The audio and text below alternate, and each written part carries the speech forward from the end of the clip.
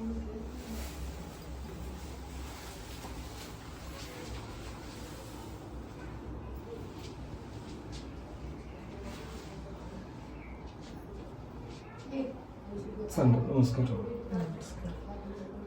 हे 3.5 पीठातले एक पीठ म्हणजे वणीची सप्तशृंगी असे हे 3.5 पीठ आहे या देवीचे. आणि माहिती आता याच्या अगोदर मी सांगितली, पण मला पूर्ण म्हणजे एकदम सगळी काकांसारखं हे एकदम एवढं काही पुरेपूर मला माहित नाही ना. अनुभव तर भरपूर आहेत. आता माझंच हे होतं, मी असं देवीला बोलली होती की मी तुझे नवरात्राचे उपवास मी करेन आणि माझ्याकडनं जोपर्यंत मी आहे तोपर्यंत तुझी सेवा करेन, पण माझ्या मुलाचं चांगलं व्यवस्थित सगळं होऊ दे. आता ह्या वर्षी माझा मुलगा CA फायनल झाला.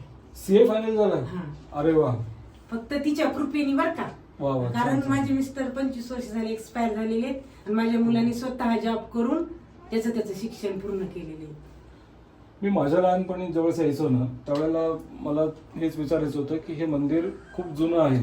अहिल्याबाई होळकरांनी बघा ना, मग आता शिवाजी महाराज राम लक्ष्मण सीता इथे येऊन गेलेत असं सांगते.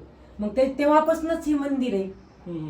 त्याच्या आधी आता आपल्याला ज्यावेळेस आपण झालो, ज्यावेळेस आपल्याला एवढं झालं तेव्हा पाहिलं. आता आपल्याला सगळं कळायला लागलं.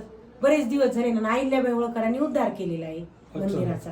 अंबाचंडी नाव हे कसं पडलं? मग अंबाचंडी नाव तेच सांगितलं मी तुम्हाला आता की चंडी नावाचा राक्षस होता. देवीने त्याचा इथं वध केला आणि मग वध केल्यानंतर तो जाणार. आता मग त्यांनी इतकी भक्ती केलेली होती देवीची, त्यांनी देवीकडनं मागून घेतलं की तू आता इथं आली, तुझं इथं वास्तव्य कधीतरी होईल, लोकदर्शनास येतील, तर पुढं कधी पण तुझ्या नावाजवळ माझं थोडंसं नाव आलं पाहिजे.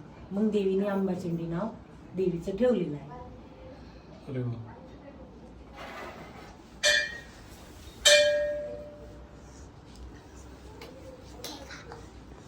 नवरात्रात हे तर तुम्हाला माहितीच आहे, फार मोठी यात्रा भरती ना आपल्या इथं. हो. आता आपले इथलेच आहेत म्हणलं, मी मुंबईचं म्हणल्यावर थोडं हे झालं, ती पण आडनाव सांगितलं मग लक्षात आलं माझ्या. आता आपण प्रॉपर इथलेच आहेत ना.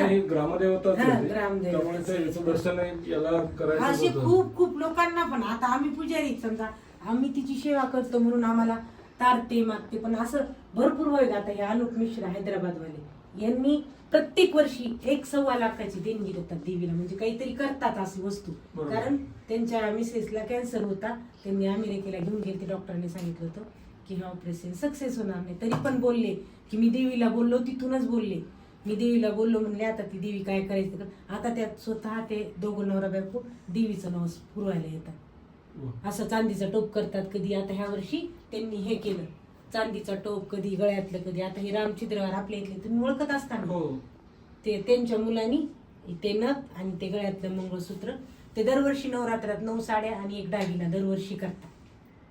त्यांना पण फार अनुभव आहे. ते म्हणतात मला मी काहीच मागितलं नाही, फक्त माझं यश मागितलं. मला माझ्या अपेक्षापेक्षा जास्त दिले मला देवीने. कधीच कुठं काही कमी पडू दिले नाही.